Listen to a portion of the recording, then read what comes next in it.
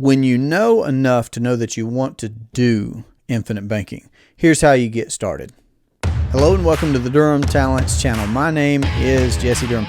For today's installment in our book review series, we are going to be evaluating Part 5, Capitalizing Your System and Implementation. This is Becoming Your Own Banker by R. Nelson Nash. This will be page 65.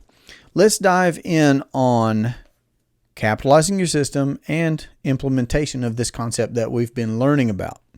So let me say that you don't have to know it all, and in fact you can't know it all.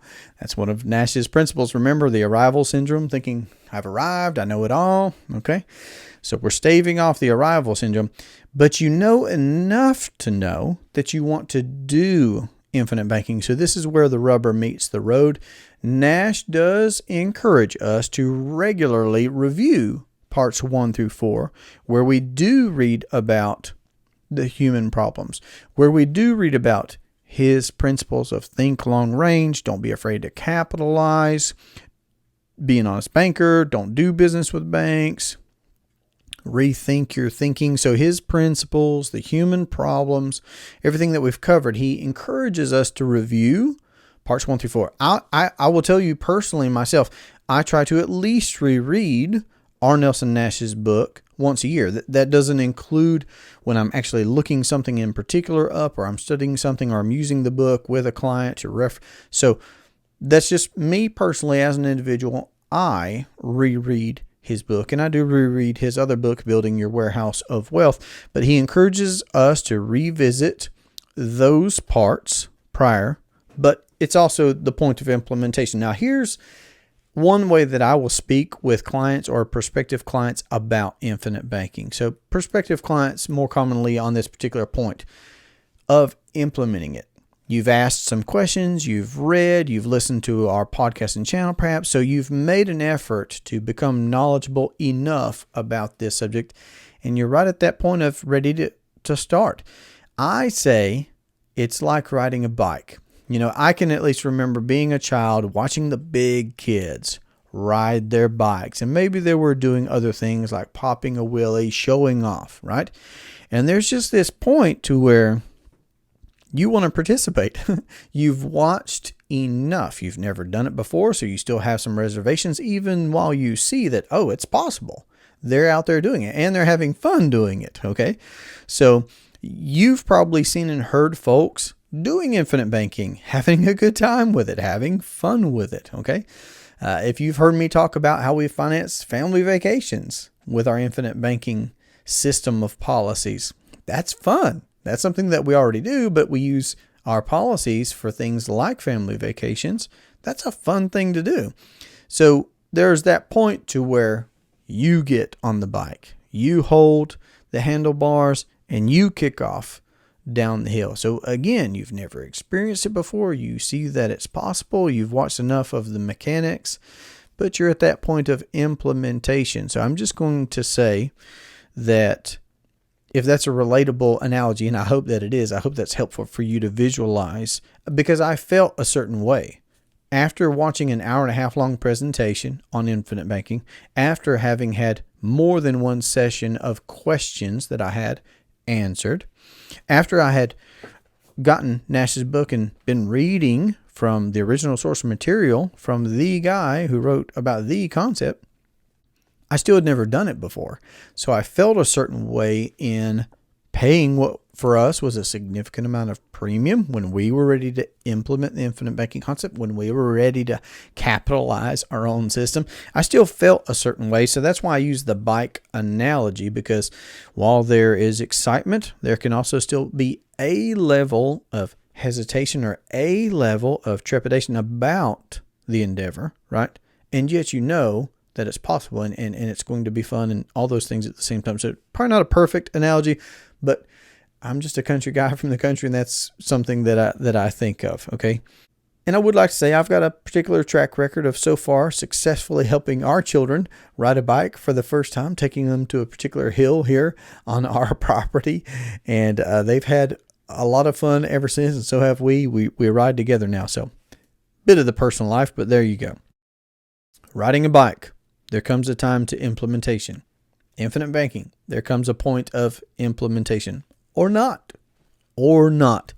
But like James Nethery says, it's all conversation until somebody writes a check. It was all research on my part of reading a book, watching information, having a conversation with my questions. It was all conversation until we actually got started. So that's one of my favorite sayings from James Nethery when he says, it's all conversation until someone writes a check. And he has his own podcast. I'd encourage you to check out his Banking with Life podcast. I enjoy listening to the podcast. He was somebody that personally knew R. Nelson Nash, and that's pretty cool since we don't have Nash himself to meet and to talk through this subject, but he taught folks along the way. Thankfully, I've been able to enjoy his seminar recording, his books, of course, and get to know him in that way. And here we are doing a book review. How interesting that I first read the book in 2015, and at the time of this recording, we're right at the end. I mean, it's almost New Year, 2024. We're right at the end of 2023, but that's very interesting to me. So all that to say, and we've heard these types of sayings, you can lead a horse to water, you can't make it drink. Another buddy of mine has said before, you can't push a dead bear up a tree. Jesus, and this is a reference, I believe, in Becoming Your Own Banker. We've done so many different, I believe this will be the 17th installment in the book review series. But R. Nelson Nash, I believe, even references a time when Jesus was ready to heal someone, but he asked that person who had had an infirmity for over 30 years, do you want to be made whole? I mean, what a question to ask somebody who's been sick or had that impediment for that long, but still, valid question. Do you want to be made whole? So, all conversation until someone writes a check. I'm just trying to give us some thought to maybe what we're feeling at this point for those that are in this book review with me.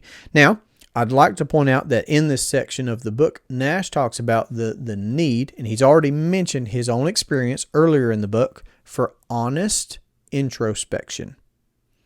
We must address Parkinson's law. We must, if we want to succeed. Period. Whether you implement infinite banking or not.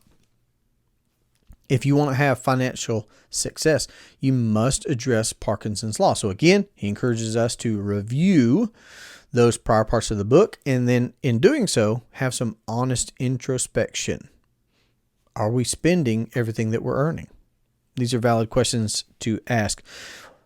And then not only that, after we address Parkinson's, part of this honest introspection is, what habits have we already implemented, good or bad?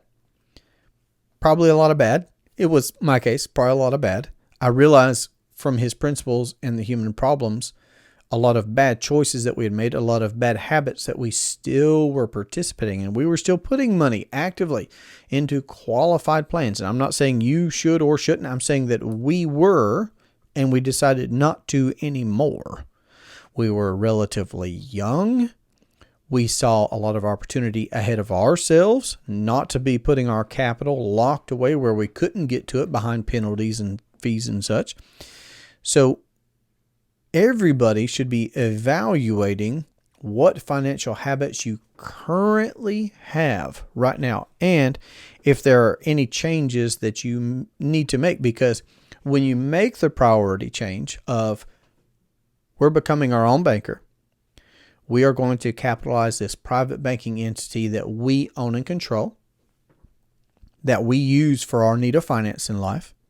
That's a lifestyle change. Fortunately enough, it's the most profitable thing that we can choose to do. It is the most financially profitable thing that we could choose to do over our lifetime. This is right from Nash's book, To Become Our Own Banker. It's adding one step to what we're already doing when we implement this process.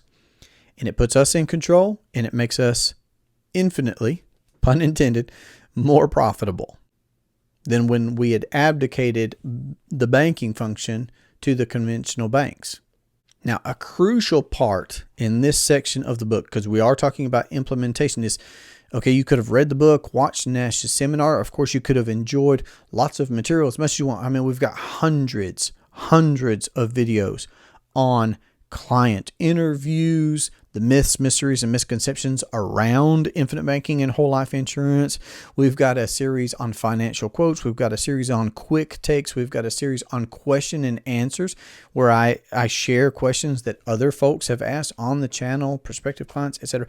So you've made all the necessary research and vetting to know that you're ready to get started. You don't know everything, but it's time to talk to somebody. Okay. Again, I saw a presentation.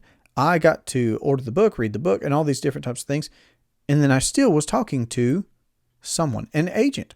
So when it comes to, and this is what Nash is saying in his book, again, I'm sharing some of my experience to add more perspective to what Nash is saying, but this is a book review. He says you need to find an agent that is thoroughly familiar with this concept.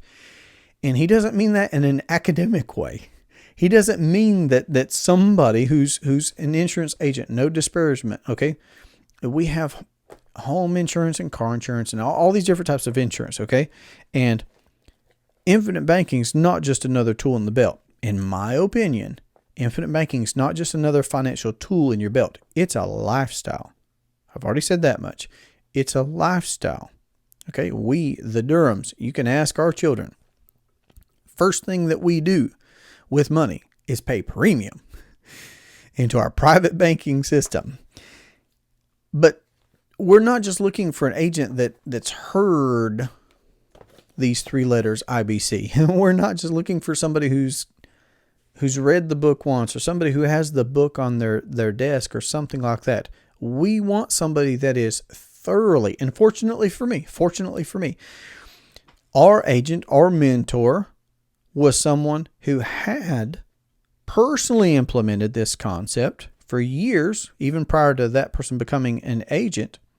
So they had their own personal experience with the concept, paying off close to $1 million in debt, high income earner, but still $1 million in debt, paying that off and then doing other things, cool things. And they were able to share from their own personal experience and be a professional to help structure policies for us, etc. Okay. So when you're looking for an agent, this is not you going to a box store and then talking to your box store agent about the infinite banking concept. Okay. You never want to be in a position where you're feeling like you're educating your professional. Okay. When Nash says somebody thoroughly knowledgeable in infinite banking, he means practicably. He means pragmatically. Okay. So my history again is this, that for 4 or 5 years, my wife and I were buying policies, paying significant premium to us, insuring more and more members of the family, growing and expanding our system, using our policies to pay off debts, to finance our lifestyle. We continued our education along the way, reading, rereading, jumping in and diving in on Nash's recommended readings, which we're going to talk about more here in just a second. So the education process never stopped for us. We continued to educate ourselves, listen to quality podcasts, etc. as consumers. Okay, again. But from the start, we were able to work with competent, knowledgeable, practicing individuals when it came to this subject. You do not want to be, because that's a common early on question that folks will have. They'll say, well, I already have life insurance. Or they'll say, well, I already have my insurance guy. Or I'll even have folks tell me, yeah, well, I called up my insurance guy or went and saw them and was telling them about this. I know how that conversation is going to go. That individual, of course, is going to be happy. That professional, that agent is going to be happy to sell you a product. And again, no disparagement against professionals and products. Okay. This is a voluntary thing that people are looking to do when they're ready to implement infinite banking. But if your agent is not already practicing this concept, they can't help you with this concept. Okay. So I'm not going to help you with your home insurance. I'm not going to help you with your car insurance, okay? I exclusively help folks implement the infinite banking concept into their lives. I personally did that for 4 or 5 years, and now for 4 years and more, I've been helping folks implement infinite banking. I'm the coach. I'm the professional. I'm the agent helping folks all across the country now. So I'm very appreciative, is what I'm trying to say, of my trajectory of personally implementing this concept myself, and then getting to the point where, yes, I did want to help other folks do that as well. And I remember what it was like to have those conversations early on myself, because I already had whole life policies, traditional, plain Jane, but whole life policies with a mutual company. 3 of them. We had one on me, my wife, and our oldest son at the time, that I was exposed to infinite banking. And then, of course, I realized that, okay, well, this is not the right company. These are not the right products, because they've not been built for, and we'd not had them very long. So we did not decide to keep those. We decided to get new policies that would replace those. So again, let me just real quick say that you should, if you're gonna make any changes, get the new before you get rid of the old. Okay, I think everybody should always have adequate protection at all times. Okay, suffice it to say, but that's necessary to say. So we got these new policies, canceled the old policies because we'd replace them with properly structured policies with mutual companies that pay dividends, because we were implementing the concept. Okay, and we already had insurance folks in our lives. The home insurance, the car insurance, all those types of things. And we actually had, so that's so interesting to me, we had whole life insurance with mutual companies. But because we were not seeking to implement the infinite banking concept, those policies did not serve us for what we wanted to do. Those agents, that company, could not serve us for what we wanted to do. Okay? Very interesting. So when it comes to finding an agent, you want somebody thoroughly knowledgeable in this concept, someone who's implemented it themselves in their personal life. This person should be a coach. This person should be someone who asks great questions in your life, through your life. Okay? Not just somebody who's there at the time of the sale of a whole life insurance policy, but someone who's a coach and a mentor before, during, and after. And I'll tell you, my philosophy, my ideal client is the client that I have as close of a relationship around this subject as they would like to have. Meaning, if we touch base once a year and that's good for them, they're independent, very proactive in their own education on this subject and around this subject and implementing it, and that serves them and that's enough for me for them, great. You know, if I have somebody that I'm talking to every quarter and it's a little bit closer and that works for them, great. I want to facilitate that. I want to be your biggest fan, your biggest cheerleader. I want to be that coach and that mentor. I do want to be able to have that relationship where I can look at what you're doing. I can provide value. I feel like I can provide value for what folks are looking to do. But again, you're going to be the expert in what it is that you're doing. I'm just here to augment that. I'm just here to propel that. I'm just here to encourage that and to provide value and service on your journey of becoming your own banker, because Nash says this is a lifelong endeavor. It's not something that's accomplished right away, overnight. And I just want to be a part of that and help in the way that I can best. So the coach is someone who encourages, who can ask good questions, and is somebody, especially in the beginning, but along the way as well. Along the way, there are levels of understanding this infinite banking concept. But someone who can look at your financial footprint and point out to you inefficiencies in how things are right now before you implement the infinite banking concept, so that you can see, without working any harder, without changing your cash flows, you could just have a redirection of inefficiencies. You could just be activating lazy dollars. Okay, a coach is somebody that would be able to help you with these types of things so that you could see how to implement this without working any harder, without changing your cash flows, without taking any additional risk or losing control financially. Okay, so that's what you're looking for in a coach and an agent.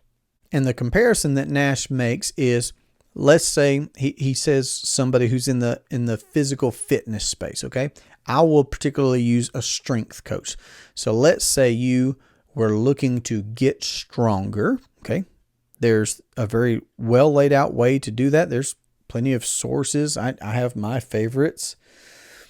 But let's say you pick up the right book, you listen to the right podcast, having a person to directly ask your questions to directly share your situation, to directly, expose certain factors that are indicative of you as an individual. Having somebody there to point out inefficiencies, or somebody there to ask good questions back to you, somebody to point things out with their perspective that you otherwise would not have seen, that's so very valuable. So that coach is constantly evaluating. They're designing something particular for you. So I hope you see the analogy here of, I don't have a cookie cutter approach. You're different than me. We're different from the next person.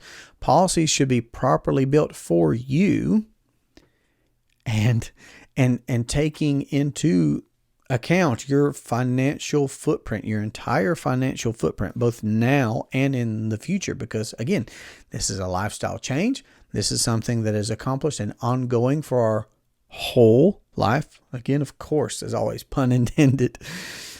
And that coach is also someone who has their own personal results. That does make me think of Zig Ziglar. Zig Ziglar would talk about, if you've got a fat doctor telling you to lose weight, he said, find a different doctor. So that just makes sense, right? If I want to get stronger, I want to be taking lessons from a strong person. Now, they might be bigger than me, smaller than me. We're all individuals, but they're going to be a strong person. They have their own personal results that I can see. So again, on the point of being an agent, I can show you my policies. I can show you the premiums that we've paid. I can show you our cash values. I can show you how we've used, and we do. Obviously, we've been podcasting for years at this point. We've got so many in-depth series that cover our best practices, like our life lessons. If you've not checked out any of our life lessons, I'm going to encourage you to check out our life lessons series, because I go into the deeper waters of what it has looked like for us and others to implement infinite banking in so many different interesting and relevant aspects of life, whether that's you building a legacy, you living out and leaving a lasting legacy for your heirs or beneficiaries, whether that is your liabilities, how to address liabilities in life using the infinite banking concept in land, and so many different things. You should have a coach who has their own personal results that you're not having to coach up on how this concept works and how you're wanting to implement it. So I appreciate Nash for having said that. And I'll say this, if you've not seen or heard. So Nash was a life agent with different companies, more than one company, for a long time, had a lot of experience there. When he was teaching this concept at the time of the writing of this book, 2000, he was not actively writing business for anybody outside of his family anyway. He was not actively writing business. He was educating at that point himself. He was getting the word out about the infinite banking concept, giving seminars. That's going to make a funny blooper. He was making his seminars and educating the lay person, agents and other professionals along the way, thank goodness, too, who've continued that work with podcasts and books and literature. Here, I'll make a quick reference, for example, to the book, How Privatized Banking Really Works, by Carlos Lara and Robert Murphy. That's another great example. Folks that personally knew Nash and that wrote very valuable information. So, and maybe we'll cover that at a future date. But another great takeaway from this section of implementing infinite banking and capitalizing your own system, Nash encourages a couple of great activities. One is to organize a wealth club. So you are who you hang around. You've heard that saying, right? There are plenty of famous people who've talked about, well, if you hang around 9 dummies, you're going to be the 10th. Okay, birds of a feather flock together. It's even scriptural. He who associates with fools will be a fool. Okay, so and then what's that other one? Was it Earl Nightingale that would talk about that you are essentially within the same parameters as the 5 closest people that you hang around. So all that to say, Nash encouraged us to organize a wealth club. We're making this foray into regaining control over the banking function in our lives. It would behoove us to get around folks that are doing the same, to get around like-minded folks that are doing the same. I think there are lots of avenues to be able to do that. Yes, reading great books, listening to great podcasts, but being around people personally, in person, doing things like this other item that he mentions, playing the cash flow game by Robert Kiyosaki. I can tell you, playing Monopoly here, and Robert Kiyosaki talks about how he learned so much by playing the Monopoly game. I think you can too, of course. So whether it's playing Monopoly, where it's playing the cash flow game by Robert Kiyosaki, of course, Nash does go on in this section of the book to encourage us to read Kiyosaki's material. And then there's a plethora of more recommended readings at the end of becoming your own banker. So continuing your education and surrounding yourself with like-minded individuals are key aspects, Nash says here in his book, to implementing the infinite banking concept in your own life.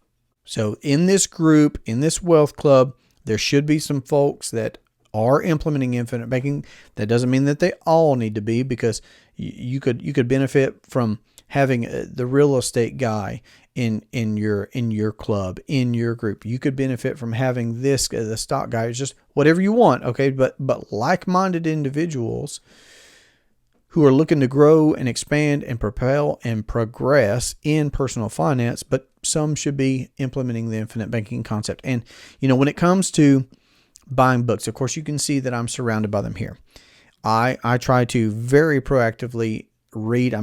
We're at the end of 2023. I'm getting ready to take a picture here soon, like I do often. I'll stack up on my desk the books that I've read this year. And it's going to be everything. It's going to be what I've read about marriage, what I've read about fatherhood, what I've read about personal finance, what I've read about infinite banking, what I've read for fun to our children. I read every day to our children multiple times. So what I'm saying there is recognizing value over price. I spend a certain amount on my education every year. To include books, for example. And Nash was just talking about the cash flow game. So there are things that we can do to propel our education in areas that matter to us. For Nash, it was Austrian economics, for example. That's one big subject in his recommended reading at the end of Becoming Your Own Banker. But I spend on my education. And Nash encourages us not just to look at the price of something, but look at the value of something. If you paid a significant amount, he says, for this cash flow game, you can't overlook the value of the thing because of the price of the thing. So it's worthwhile to invest in yourself. You are your biggest asset. The greatest returns you'll ever see are on your personal growth and development, I believe, when it comes to finances. So organize a wealth club. Read great books, get together and play games like the cash flow game that will encourage you along the way, and start now. Remember what I said that James Nethery says often about it's all conversation until you write a check? Find out what you need to know for sure. Enough to know that you're ready to get started. Once you're ready to get started, start now. Think of the famous proverb, when's the best time to plant a tree? Well, it was 30 years ago, but when's the next best time? Today, not tomorrow, today. Okay.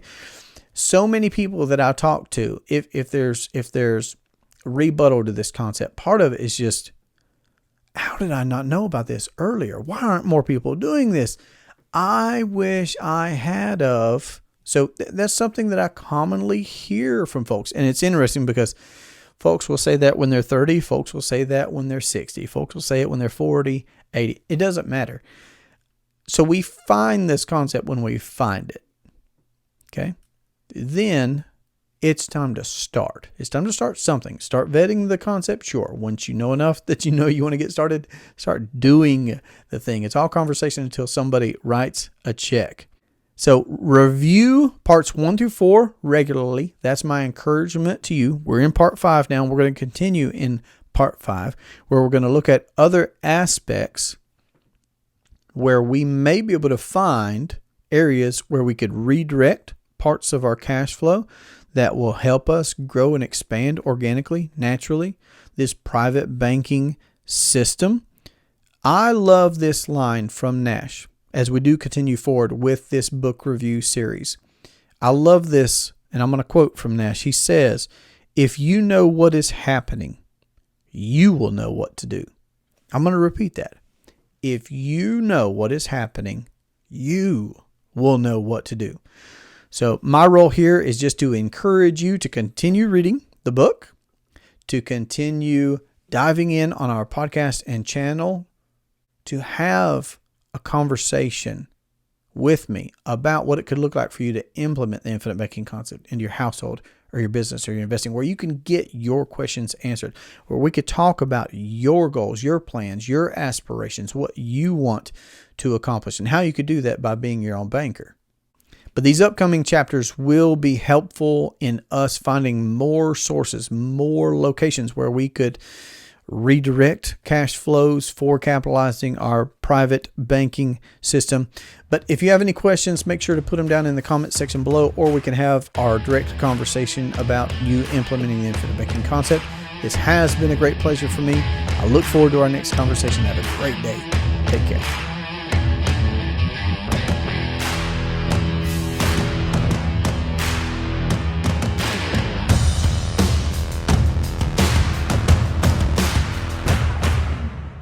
He was getting the word out about the infinite banking concept, giving cinemas. That's going to make a funny blooper. Remember what I said, that James never wins the best I'm getting so tongue-tied. Think of the